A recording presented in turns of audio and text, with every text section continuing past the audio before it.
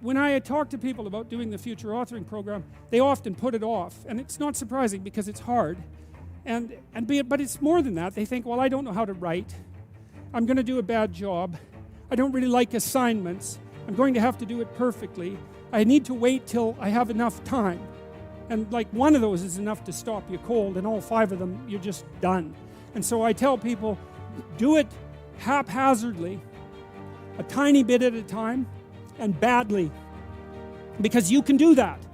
I tell my students when they're doing their theses, master's thesis, write a really bad first draft. And then we have a little conversation about that, because they don't think I mean that. Because it sounds like a cliche in some sense. It's not a cliche. It's not a cliche at all. It means you're a terrible writer, but if someone put a gun to your head and said, you have to have your 100-page thesis done by next Monday, or I'll shoot you, but I don't care how terrible it is, you would sit down and write it. And the thing is, then you have it, right? Then you have something, and then you can fix it. You can iterate and fix it. That bad first draft, that's the most valuable thing, and so that's what you need. You need a bad first draft of yourself. And there's an idea that Jung developed about the trickster and the jester, the comedian, right? That the trickster is the precursor to the savior. That's one of the things I learned from Jung that was just, it's so unlikely. You'd never think that. It's so amazing that might be the case, but the satirical and the ironic and the troublemaker, the comedian, the fool is the precursor to the savior. Why? Because you're a fool when you start something new. And so if you're not willing to be a fool, then you'll never start anything new. And if you never start anything new, then you won't develop. And so the willingness to be a fool is the precursor to transformation. And that's the same as humility. And so if you're going to write your destiny, you can do a bad first job. You're going to get smarter as you move forward. That's the thing, is that so something beckons to you. That's what happens here. Maybe the star that Geppetto wished on was the wrong damn star. But at least it was a star, right? At least it was in the sky. At least it moved him forward. And so you say in your life, well, something grips you and fills you with interest. And you think, well, should I do that? And the answer is, if not that, then something. What if it's a mistake? It's a mistake. Rest assured. What do you know? You're going to stumble around, right? And what's going to happen is this. You're going to not stay in stasis. You're not going to wander around in circles. And I see people like that. They said, well, I never knew what to do, and now I'm 40. It's like, that's not so good. That's not so good. And you might say, well, and there is a literature, too, that suggests that people are a lot more unhappy when they look back on their lives about the things they didn't do than they are about the mistakes they made while they were doing things. And so that's really worth thinking about, too, because there's redemptive mistakes. And a redemptive mistake would be a mistake that you make when you go out and try to do something. You know, you think, okay, I'm going to try to do this. And you're not good at it. You make a bunch of mistakes. It's like, what's the consequence if you pay attention? You're not quite so stupid anymore. That's the thing, is you've been informed by the results of your errors. And so what happens is you follow the beacon, you follow the light.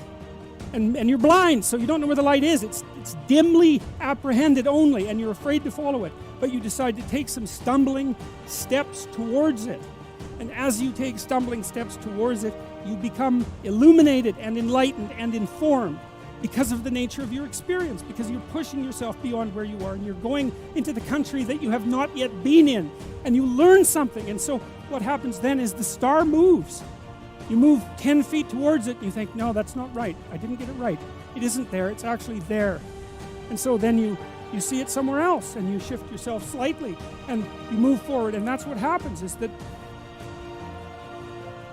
you continue as you change. The thing that guides you forward moves, right? It's like God in the desert in Egypt, the pillar of light that you're following. It's moving.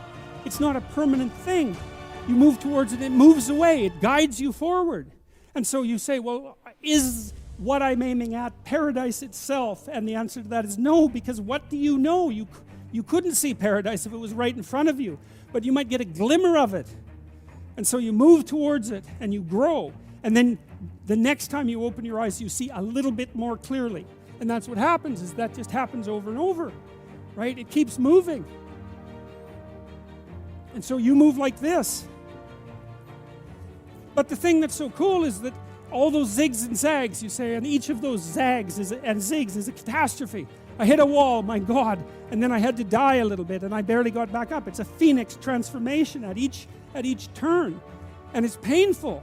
But the thing is that even though you've traveled 20 miles, let's say, on that road, and you've only moved 3 miles forward, you've moved 3 miles forward instead of falling backwards, because that's the thing too, is that if you stand still, you fall backwards. You cannot stand still, because the world moves away from you if you stand still.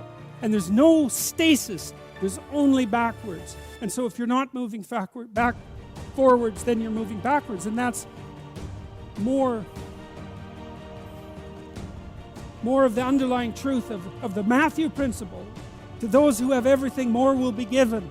From those who have nothing, everything will be taken. It's a warning. Do not stay in one place.